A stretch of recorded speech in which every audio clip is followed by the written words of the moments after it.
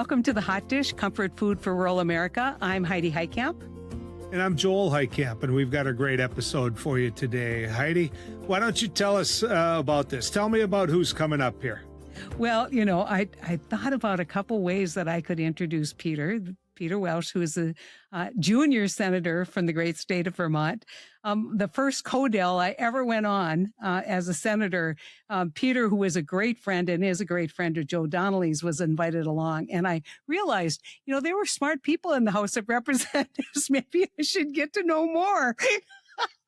Peter, you were at the top of the heap. Let me tell you, after I examined all those people below you, I said, no, I was right. My first impression, Peter's just an anomaly. Well, what you're not saying, Heidi, is that's a low bar. We are so excited to have you here. And I think what, what excites us the most is you are a Northeast, I'd say moderate from Vermont, who serves on the Ag Committee. And I think a lot of people would find that surprising, but I think there is so much to be said about what's happening in rural America and how it affects places like Vermont. And so we wanted to get your impressions, especially first, because it's big for us in the Midwest part of the country, whether you think we're going to actually see a farm bill and not an extension. And, what's behind the scenes, who's negotiating with who, and is it going to happen? Well, I'm skeptical about a farm bill, but I'll tell you, there's two reasons. Because number one, a lot of the things that are important in the farm bill got through the one big, beautiful bill, but that was things that helped the commodities to some extent. And to some extent, other of the agricultural things that are really important to both sides. But second, the big fight on the farm bill is about whether we will be able to include the nutrition program, and that's been cut. And as you know, Heidi, generally there's been an alignment to have a grand compromise between trying to get what the farm community needs. What the farm community needs is really varied. What Vermont needs, what cotton needs, what soybeans need is often different.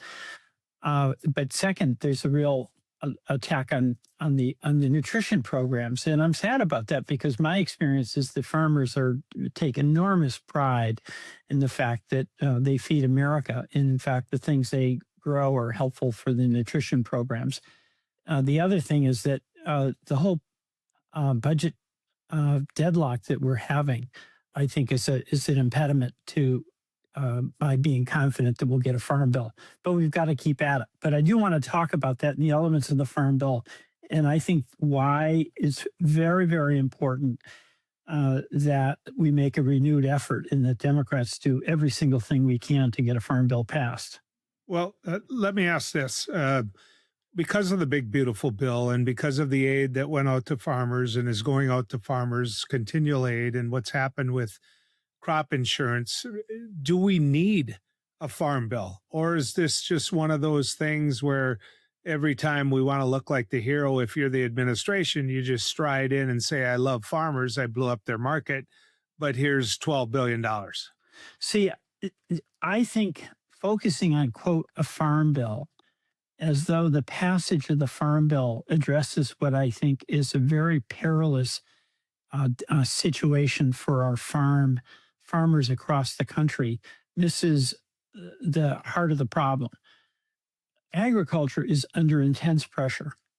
The tariffs have destroyed the markets that our Midwest farmers used to count on. I went to Iowa and Nebraska, and when I was asking farmers, do they want to get some of that tariff money to subsidize them? On the one hand, sure, they're desperate and there's bankruptcies and their income is down. Nebraska gross domestic product is down. Iowa gross domestic product is down. But what they said very clearly to me is no, they want to grow their crops and they want to sell their crops. They don't want to get a government handout. And you've got this contradiction in the Trump policy where on the one hand, he's unilaterally imposing these tariffs. And then these tariffs are, by the way, raising input costs for a lot of our farmers. I know farmers in Vermont, we get a lot of our fertilizer from Canada that is up about 15%. A lot of our farmers have to get products that have steel or aluminum. Those tariffs are up. So the input costs are going up. We all know that the commodity price has been going down. And then when you add to it that you lost the markets that you counted on, so the China market for soybeans is basically gone. And it's now what the practical farmers are telling me who are making that commodity. They know that once you lose a market, it's hard to get it back. And China is going primarily to Argentina and Brazil. So just talking about passing a farm bill, I think misses the point of what some of the dynamics are that are making things so difficult for our farmers. My view, we've got to have a real discussion about how do we save agriculture and why is it important to not just rural America, but to all of America. So that's something I like to talk about. Just we pass a farm bill tomorrow. What does that necessarily mean for those folks who've lost their markets in Minnesota or Montana or in Nebraska, in Iowa? Yeah, and I mean when you go back and you look at it, I think people always ask me, "Well, you seem really up on what's happening with trade policy or what's happening with foreign relations." I said, "That's our market." And Right. you and I were both in Munich at the security conference, and there is a sea change. This idea that the United States is still the world leader among what Carney called, middle powers. I didn't see it there, and I saw a lot of interest in doing business in Africa, a lot of interest in doing business in Asia, and a lot of people saying, as long as we have this disruption in our relationship with the United States, we're going to figure out workarounds. And that's really what's happened in the market. This workaround in Yeah. Argentina and Brazil and, China basically saying, I like nothing more than the United States, clearly pissing off the rest of the world because it only benefits Yeah. us. Yeah, that's really true, Heidi. But you asked me. I'm from Vermont. I'm from the Northeast. I mean, it is rural in Vermont. But my interest in agriculture started. I went to the state senate in 1981. I hadn't even started a garden then, but I had this sense in Vermont that the values of rural Vermont, that self-reliance that farmers have, the commitment to their own communities that they have, where there is an absolute, you can get along or not get along with your neighbors, but you're always going to help your neighbor.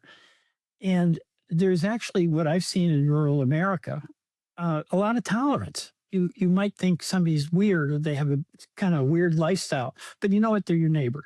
So you're going to help them. You're not going to necessarily just judge them. And a lot of those values are under assault, I think, in this country. Acceptance, putting community first, uh, and tolerance. And I think it's there in rural America. And rural America is much more varied. It's not like it's just farmers. It used to be a lot of small manufacturing, a lot of small businesses, as well as a lot of the farm community that was growing the crops. But it was very varied and interspersed. And we can't afford to lose the values of rural America because what's happening is that gets hollowed out is a lot of the things that are essential to the well-being of all of us, whether we're an urban community or a rural community, is that sense of community. It's that sense of community because, people like to work hard. Farmers have to, but that's a good thing for us to get up and face the day. What you want to have is some sense that it will pay off. You'll be able to pay your bills.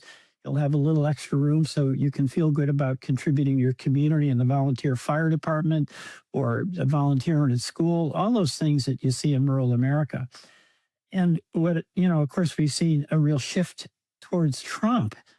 And what I think, and there's some legitimate criticism, Heidi, you and I know, as both of us as Democrats, there's some legitimate criticism of us, which we have to reckon with. But what I see going on with the policies of the Trump administration is going to be very, very harmful to rural folks, whether they are Republican oriented or Democratic oriented. Number one, the tariffs. Number two, a trade policy where we're losing markets. So no matter how hard our farmers work, they're not going to be able to meet the cost of production. Number three, the loss of the funding for healthcare in rural America. Our community hospitals, they're a lifeline for us. They play a huge role, not just in providing healthcare, but those institutions are anchors for our community. And now with 15 million people soon to lose Medicaid, your hospitals in North Dakota and mine in Vermont, people are going to show up. Those hospitals are going to try to give them care as best they can. The only difference is they won't get the reimbursement, the low reimbursement for Medicaid. So that's a real threat. You know, one of the other things is the consolidation in farming and not just farming, but on the buy side and the sell side. You know, our farmers have to take the price that the big buyers essentially dictate. And the input costs are whatever, you know, the consolidated industries require. So you have this situation where our farmers actually create the wealth by tilling the land, by planting the crop and harvesting it. And it's a significant amount of wealth. But the surplus, the benefit of that wealth goes very little to the farmers, but much more to the seed companies, the fertilizer companies that are consolidated so they can really manage the price. Those kind of issues that I just mentioned that are putting a squeeze on small businesses all around the country, those are things that have to be addressed, not just for the benefit of the agriculture community, our farmers, but for everyday citizens who are getting, in many cases, ripped off because of pricing power that comes from the concentration of ownership and the consolidation, basically kind of monopoly situations. So, you know, for me, my involvement in rural issues is a respect for the people there, in real admiration, be a view that the challenges that they face where they want to be able to build community, but that means you've got to have hospitals, you've got to have education, you've got to have broadband. Those are things we all need. So I see it as a way where we can try, by solving the problems we all face, to find a way to work together better. Well, okay. So as a radio talk show host in many of the states that you just mentioned, let me throw out a couple of things that I hear. And here's my precursor. I mean, the people you just described are people that were in tuxedos in my wedding. So these are friends, you know, but we buy from Canada equipment and the tariffs are killing us, absolutely killing us as it come across the border. Number two, you talked about the consolidation. That guy that here in the Dakotas that was raising 2,000 acres now is raising 5,000 acres. Right. You know, and what's he do? He hires a couple guys and he goes out in the exchange and he gives them money and says, there, go buy your health insurance. Well, that day's over. The big, beautiful bill took care of that. You know, and I totally agree with you as a man who has a wife who helps out the local nursing home. She's an RN. But that being said, I go back to my previous question, which is, what's the risk for the very guys that I call as friends that I grew up playing softball with? What's the risk? Because they vote a certain way and they vote against their interests. And their answer is, well, they'll help out. When trouble comes, they'll help out. They're not going to look at Brazil. They're not going to look at the investment China's making long-term in Brazil. We've got a congresswoman who came on my show and I pushed the same question I'm pushing now. And her answer was, well, maybe they need to learn to raise other crops. I mean, she literally said that as though these guys were too stupid to realize what crops to raise. And so if they're guaranteed that they're going to get whether you call it subsidy, emergency help, those type of things, whenever times get really tough in the farm community, what's the risk in voting the way they vote? Well, see, I think I actually, I mean, that's a question for everybody, because I think for them individually to answer, because I think farmers are pretty practical people, and it's an easy thing to say they don't vote for their interest, but I think they really were fed up with a lot of the things they perceived on the part of Democrats and how we were acting. And I think there's got to be some I think, understanding that I think is coming, where these tariffs are killing them. Those are a voluntary policy, an arbitrary policy by the president, and they hurt farmers really badly. Number two, there's a collateral damage where they lose markets, and farmers that I speak to get that and they worry about it. Number three, uh, the immigration policy right now has gone from, securing the border, which people support, deporting criminals that people support, to these Christine raids on workplaces, including farms. We had a dairy farm that was raided up here. And I am seeing that a lot of our farmers are saying, hey, wait a minute, we've got to have labor, and we've got to find a way where that can be provided. But this overreach where it's kind of roundups of people means that a lot of farms are losing their markets and they're losing their labor. Okay, so these are policies that have been aggressively pursued by the Trump administration. So I think farmers can figure out how this is affecting their bottom line. But I also think there's got to be a lot of outreach and trust building and respect shown by Democrats who articulate an alternative way to approach that starts with, hey, what you are doing is really important to our country.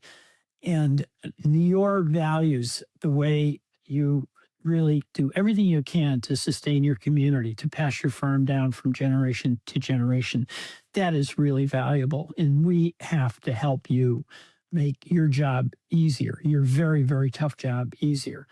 So it's a combination of, I think, some humility on the part of Democrats like me, who really admire and respect the farm communities, to demonstrate that. Mm-hmm. And then to have practical policies, not just trashing Trump, where farmers can say, yeah, that can work, or that'll be better than what we have. Yeah, absolutely agree with you, Peter. I mean, there is a reason, and it's not just about economics for people. They want you to know that they know their life. But it's interesting, and this is maybe a small sliver of optimism for Democrats. But when you ask farmers, rural people, does the Democratic Party understand your challenges? Overwhelmingly, they say, hell no, they have no idea. But you ask if the Republican Party understands their challenges, and they say the same thing. They don't feel connected. And so there is an opportunity here in this disruption to have a conversation about what could work better. But I will tell you that we can't do it without international markets. And, I think the Republican colleagues of yours who are cowards on this trade stuff, they're just hoping the Supreme Court takes care of it for them.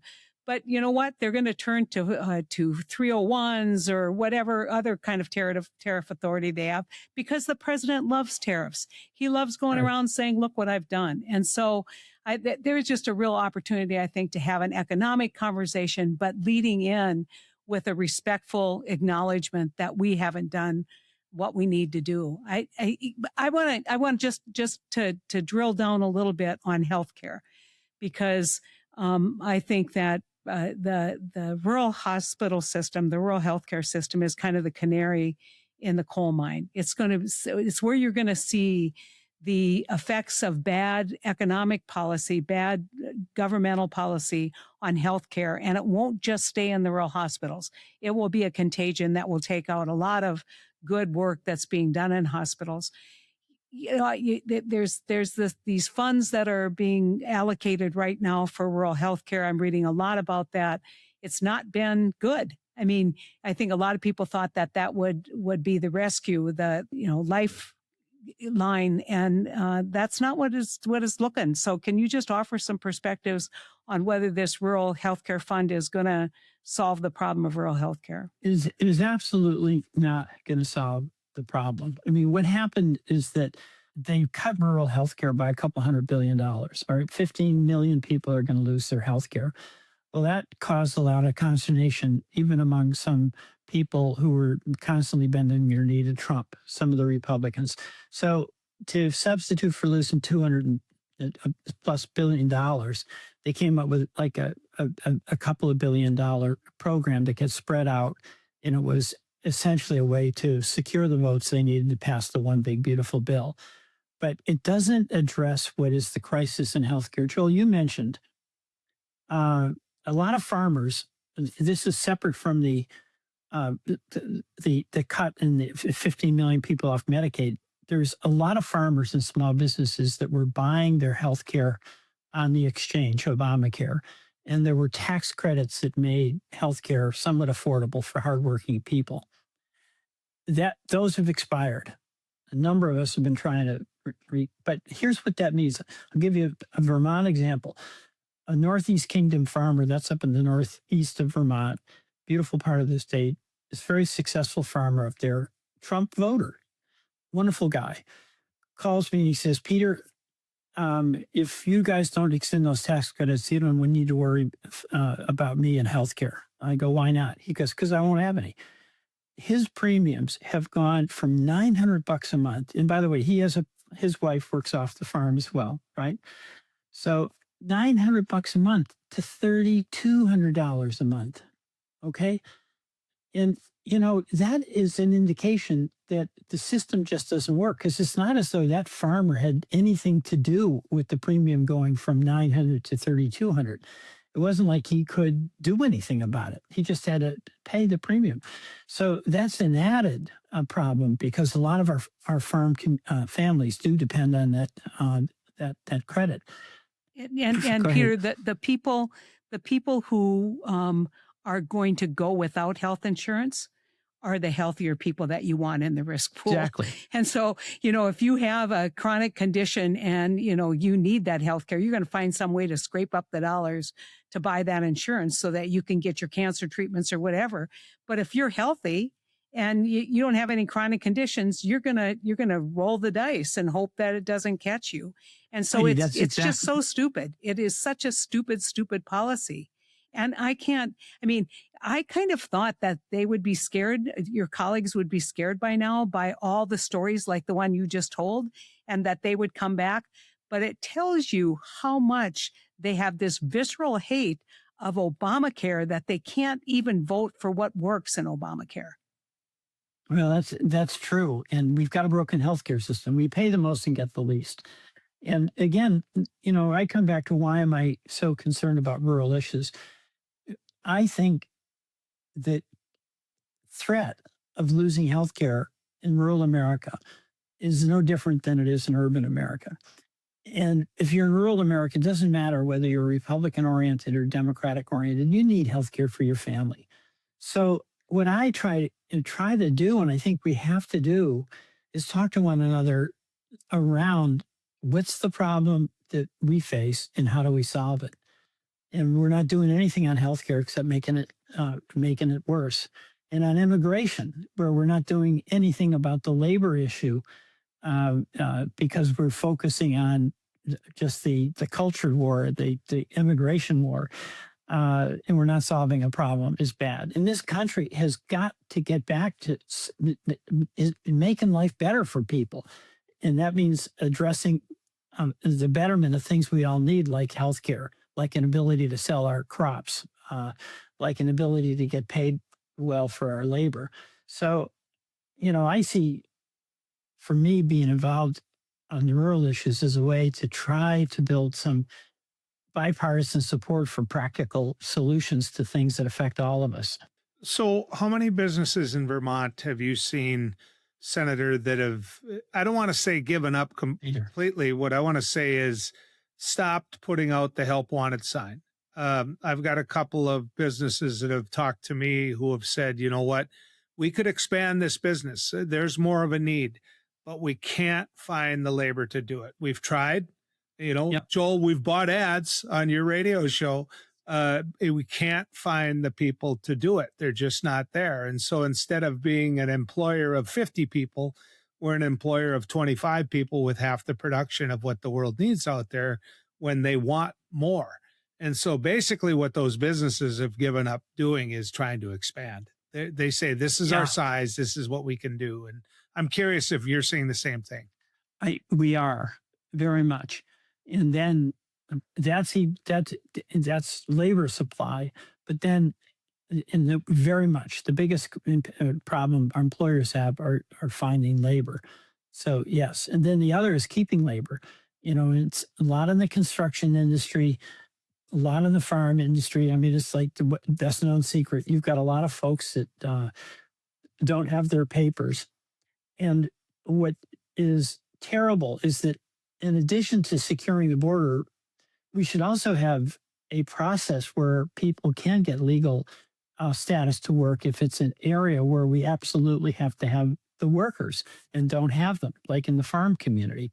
So, I think we've got to do a lot better where the focus is not just on the rhetoric and trying to play the immigration issue for political advantage. It's to deal with the immigration issue to help our employers and our communities. And that can be, on the one hand, keeping a secure border and deporting criminals, but on the other, it can be a legal process where our farms can hire labor in a legal way. Yeah. And, when I first got to the Senate, one of the big bills that first passed was a bill that got almost 70 votes, which was immigration reform, lots of compromises. Yeah. And you guys were over in the House. You couldn't take it up because Paul Ryan saw it as a political albatross. And it became kind of amnesty, and there was nothing in there that was about amnesty. And so, no, it's just the political winds have to change. And I think this extreme behavior on the part of the administration, I think that is going to drive, hopefully, some more rational analysis. But, Senator, before we let you go, and we told you you got to get out there and get some exercise, I hear you've been out cross-country skiing. We don't have a lot of snow in North Dakota. In fact, it was 60 degrees in Bismarck yesterday. I just have to tell you, holy buckets, it's changing. Anyway, you're also on the Judiciary Committee, and we all watch kind of with our mouths open like, oh, my God, can you do that? The performance of Pam Bondi over in the House. Can you give us some insights on what you think is going to happen with the Epstein files, whether there's going to be bipartisan support in the Senate to sanction anyone, to move this issue forward instead of sweeping it under the rug? Well, number one, the Epstein files should be fully released. And it's shocking what we've seen from them already, because this started out with him being a predatory sexual criminal. It turns out he's so connected to an elite world where he was doing everything he can to connect people with money, to provide sex. That clearly is an influence. And it was a world where none of us knew who all these people were that were part of his sphere of influence, but people would show up and be around, and what each one of them did, you don't know. But what is so really shocking is that all these people who were really well positioned were still very much involved with him, even after he was convicted of sexual crimes. And I think it's really shocking, and it really reinforces people's view that there's a world out there that is just beyond responsibility and beyond accountability. So we should definitely have access to all of that information. Trump resisted forever, said it's fake news. Ultimately, with the House in a bipartisan way letting that information out or requiring that it be distributed, we're now seeing resistance from the Bondi White House. By the way, remember when Bondi said she's got the list of all the people right on her desk, and then suddenly she didn't? Yeah. So now what they're in is stonewalling, and Bondi comes before, and instead of answering questions, she attacks. So it'd be like me saying, in response to one of your questions, like, what do you think about the tariffs? I didn't like that question. I said, Heitkamp, you're a washed up, has-been, stupid lawyer. Nobody believes you. That's the answer. I wish you had said that about Joel and not me. who I might add, Senator, is really bad at pinochle. But that's a whole other issue. True. Yeah, you're all a bunch of has-been losers. That's kind of what Bondi says. So I think most people figure out, what? That's not an answer. That's a dodge. But she's got an audience of one. And, and it's pretty outrageous because, Trump, look at what he does. He just let out that video on his own Truth Social that portrayed our former president and first lady as apes, right? And said he didn't do anything wrong. So there is there's an over the top quality and really detrimental quality to the level of discussion that we're having in this country, because it hurts. It doesn't help. And Bondi is like all in on attack, attack, attack, deny, deny, deny, delay, delay, delay. And her audience is to Trump, and what she's doing is turning the Justice Department. This is what's really, really, really awful. She's turning the Justice Department into a political attack machine for President Trump, and that is appalling. Where people are getting prosecuted, they're trying to prosecute Senator Kelly, Senator Slotkin, four of my colleagues from the House, because they said that if you're asked to do something illegal, you don't have to agree to do it. I mean, and you're getting, and it's so pathetic that a grand jury didn't even indict. And the lawyers say that any prosecutor can get a grand jury to present an indictment against a ham sandwich if they want. That's how easy it is. But they couldn't get an indictment here. So that's really truly one of the most scary things that's happening is using the Justice Department for political reasons. So how do you, I mean, how does this play out, though? I mean, what role should the Senate play, Senate Judiciary play? Is there a bipartisan interest in forcing the release of the extra 3 million documents that she's holding back on? They announced yesterday that they were done. And I think if it weren't for Macy over in the House, I think this might have been swept under the rug if it hadn't been for Nancy Mace and Marjorie Taylor Greene, who's no longer in the House. I think, I think it would have been sheep, just lemmings off the cliff with Trump. Yeah. So what do you think the Senate's going to do? What do you think the House is going to do? Well, I'll tell you what is the saddest aspect of my service in the Senate right now. We're an independent branch of government, right? Right. And we can disagree, Republicans and Democrats, and amongst ourselves about what's the best policy. But we should all agree that it's our responsibility to fulfill the constitutional role that the Senate has. One of those roles is on taxing, and we've rolled over and let the president seize taxing authority. There should be a unified front. No, that is our job, not yours. When it comes to oversight, and you have this egregious conduct by the attorney general and total lack of decorum, there should be a mutual Republican and Democrat condemnation of conduct that is so evasive. And what I've seen so far is, by and large, with some exceptions, my Republican colleagues they're intimidated by Trump. And I understand that because we've got this primary situation. Everybody's afraid of getting primaried. But that's the lament I have, because this is not just about, are you for taxes? Are you against taxes? Are you for this foreign policy or that one? It's about, are you going to stand up for the separation of powers and the constitutional requirement that we the legislature, be in charge of spending and taxing and oversight. And the Senate Republicans by and large have folded on that. Well, and Jim Jordan, it should have banged the gavel and said, I get you don't want to answer these questions. You don't answer them.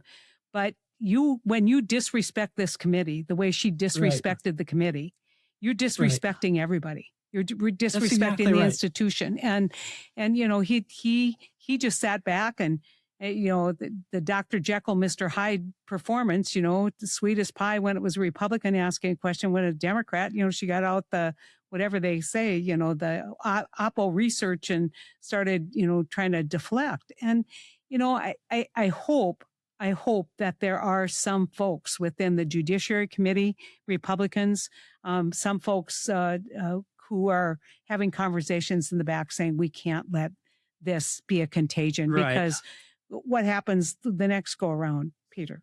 What happens when it's the Democrat who behaves like that? I mean, it's just that behavior is reprehensible no matter who you are.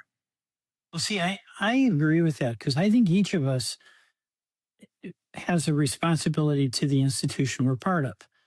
So if you're in the legislature, Article 1 gives us authorities and responsibilities, like on taxing and on spending. You can't delegate that to the executive. And what's happened so far during the Trump administration is executive overreach has been met with congressional capitulation.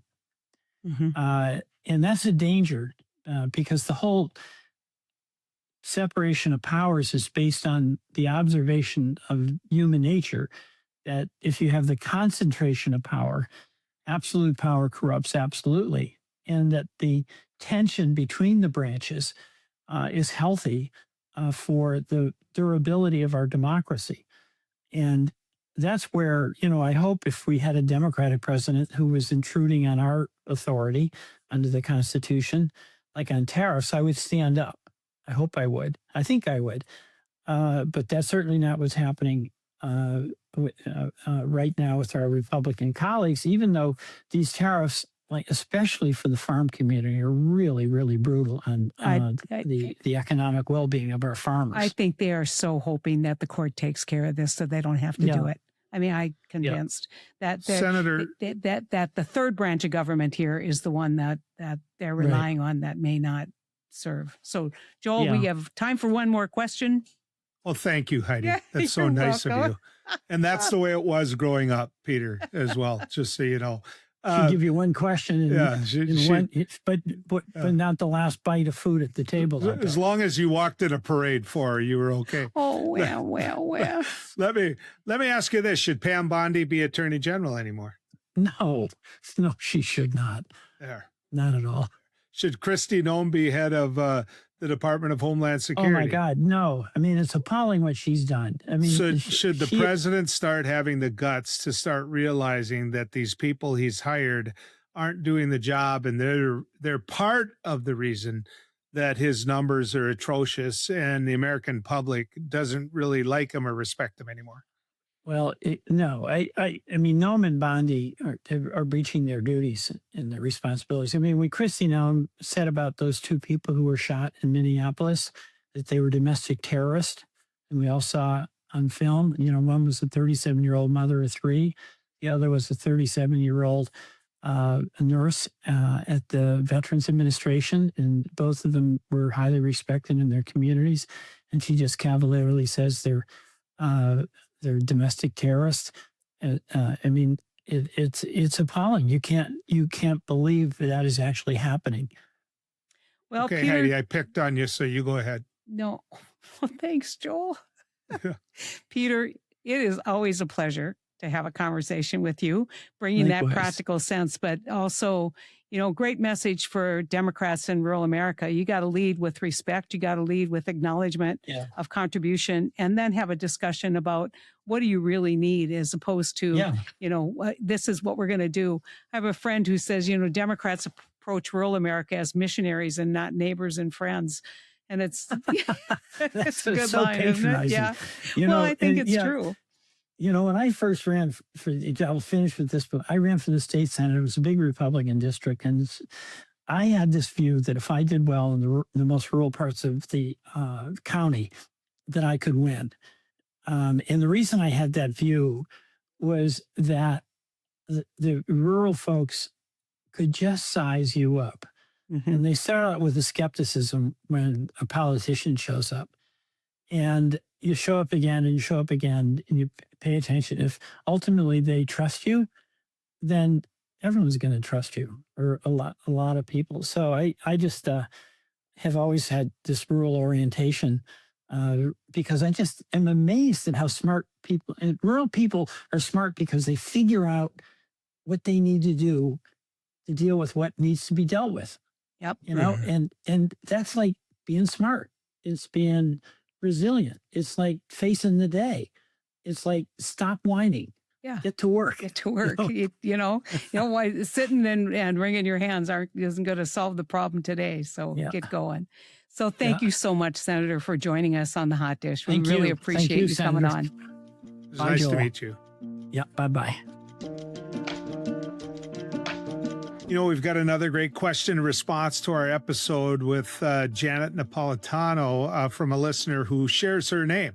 That's right. Janet K. In Oklahoma asks, why are we talking about reforming ICE? Why aren't Dems talking about breaking up DHS and ending this bloated, inefficient agency? Americans need disaster assistance and more efficient boarding for airports, not an unaccountable private army rampaging through the country. Heidi?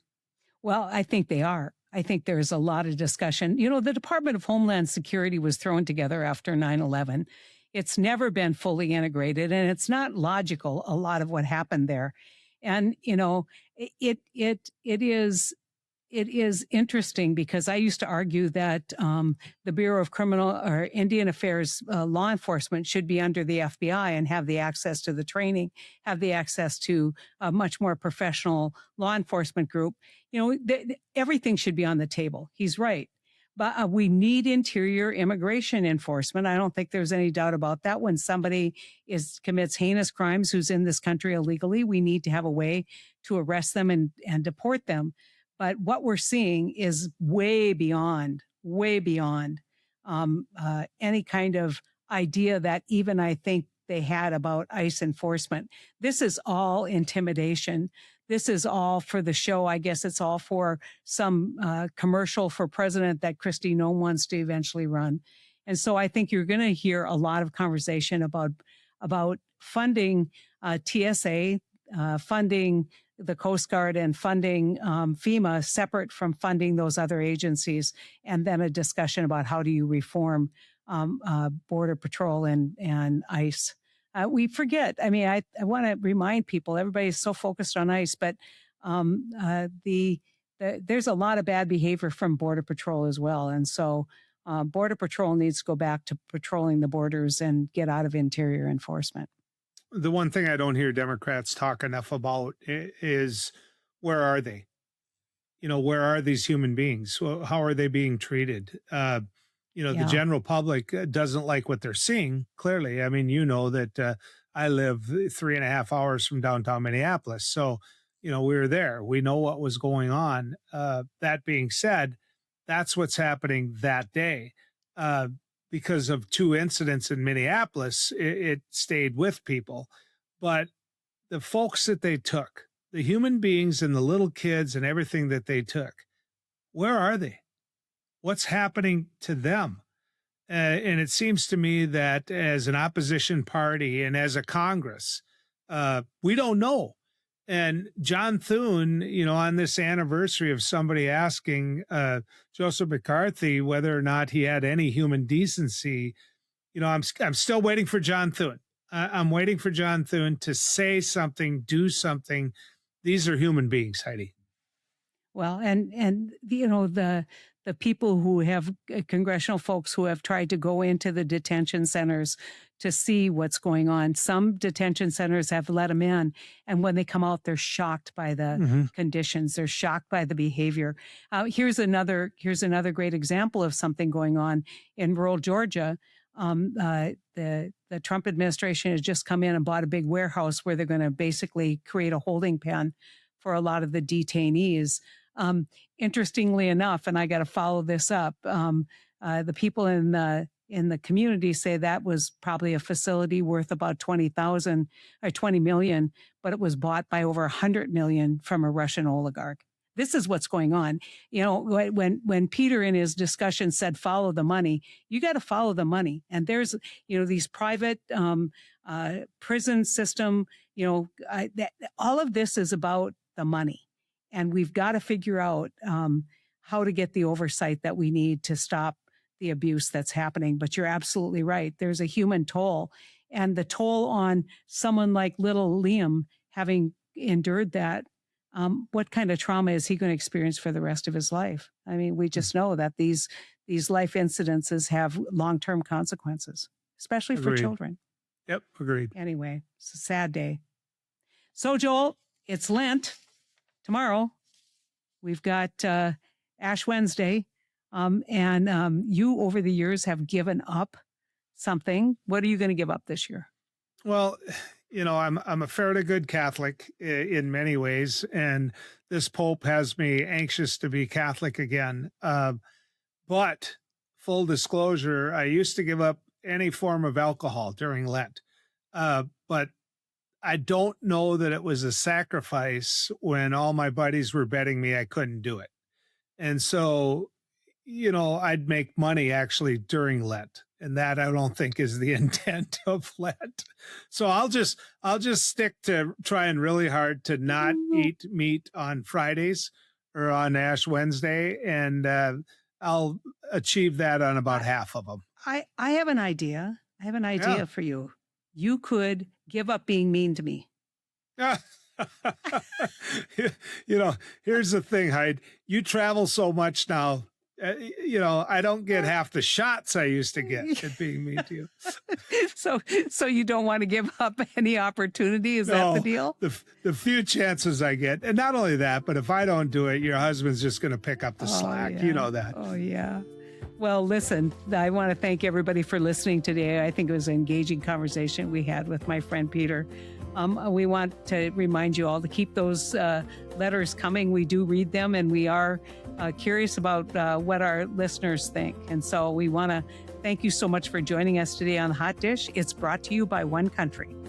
And you can learn more about us at One Country by going to onecountryproject.org. That's onecountryproject.org. And of course, we'll be back next week with the Hot Dish, comfort food for rural America.